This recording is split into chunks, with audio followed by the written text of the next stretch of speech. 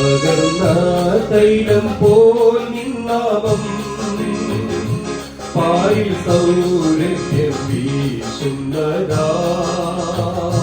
പകർന്ന തൈലം പോൽ നിന്നാമം പാരിൽ സൗരഭ്യം വീശുന്നതാൽ.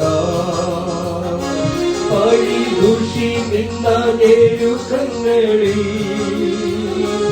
എന്നെ സുഗന്ധമായി മാറ്റിടലേ. പഴി ദുഷി നിന്ന ഞെരുക്കങ്ങളിൽ എന്നെ സുഗന്ധമായി മാറ്റിടലേ. വാഴ്ത്തുമേ എന്റെ പ്രിയനെ ജീവകാലമെല്ലാം ഈ മരുയാത്രയിൽ. നന്ദിയോടെ ഞാൻ പാടിടുമേ, നന്ദിയോടെ ഞാൻ പാടിടുമേ, നന്ദിയോടെ ഞാൻ പാടിടുമേ. ദൈവനാമത്തിന് മഹത്വമുണ്ടാകട്ടെ. ഇന്നത്തെ പ്രഭാത ധ്യാനത്തിനായി 48-ാം സങ്കീർത്തനം 9-ാം വാക്യം. ദൈവമേ, നിന്റെ മന്ദിരത്തിൻ്റെ മധ്യേ ഞങ്ങൾ നിന്റെ ദയയെക്കുറിച്ച് ചിന്തിക്കുന്നു. ദേവാലയം വെറും കെട്ടിടമല്ല, അത് ദൈവത്തിൻ്റെ സാന്നിധ്യം അനുഭവിക്കുന്ന ഇടമാണ്. നമ്മൾ ദൈവത്തിൻ്റെ സന്നിധിയിൽ വരുമ്പോൾ നമ്മുടെ മനസ്സ് ദൈവത്തിങ്കിലേക്ക് തിരിയണം.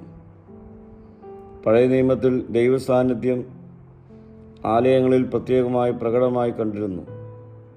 എന്നാൽ ഇന്ന് വിശുദ്ധിയുള്ള ഹൃദയം ദൈവത്തിൻ്റെ ആലയങ്ങളായി രൂപപ്പെടുന്നു.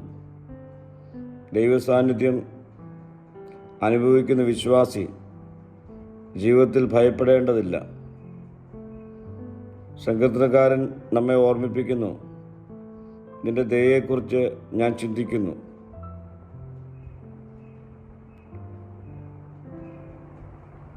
ദൈവത്തിൻ്റെ ദയ ഇല്ലായിരുന്നുവെങ്കിൽ ഈ ലോകത്ത് നമുക്ക് ജീവിക്കുവാൻ കഴിയുകയില്ല. നമ്മുടെ ജീവിതത്തിലെ പല സംഭവങ്ങളും നമ്മെ തിരിച്ചറിയിപ്പിക്കുന്നത് ദൈവത്തിൻ്റെ കൃപയാണ് എന്നെ നിലനിർത്തിയത്. ലഭിച്ച ദൈവകൃപ പങ്കിടുന്നവരായി ഈ നാളുകൾ നമുക്ക് രൂപപ്പെടണം.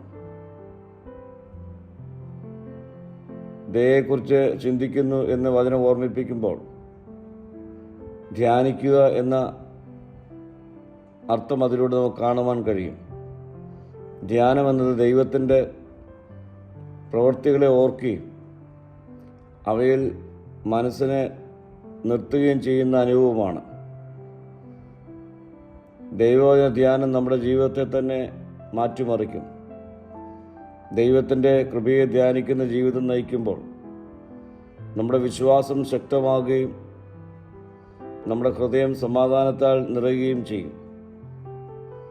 ദൈവ കൃപ ദിനംതോറും അനുഭവിച്ച് ജീവിക്കുവാൻ ഈ നാളുകൾ നമ്മെ തന്നെ നമുക്ക് ഒരുക്കാം. പ്രാർത്ഥിക്കാം. കർത്താവേ, നിന്റെ ആലയമായി എന്നെ തന്നെ രൂപപ്പെടുത്തി ദിനംപ്രതി നിന്റെ കൃപ അനുഭവിപ്പാൻ എന്നെ ഇടയാക്കണമേ. മഹത്വം നീ എടുക്കണം. യേശുവിൻ്റെ നാമത്തിൽ തന്നെ. ആമീൻ.